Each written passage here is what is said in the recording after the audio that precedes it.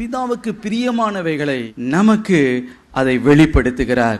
ஆவியானவருடைய ஒரு முக்கியமான கிரியை என்னவென்றால், தேவனுடைய ஆழங்களை ஆராய்ந்து அறிகிற ஆவியானவர். எப்பொழுது நீங்கள் இயேசுவை உங்களுடைய சொந்த இரட்சகராய் ஏற்றுக்கொள்கிறீர்களோ, ஆவியானவர் உங்களுக்குள்ளே வந்து நிரந்தரமாய் வாசம் பண்ணுகிறார்.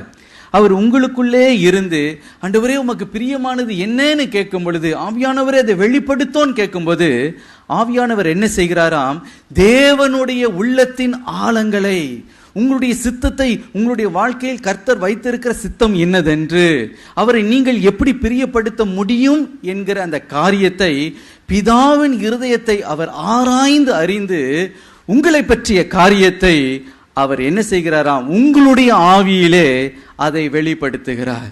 அல்லேலூயா.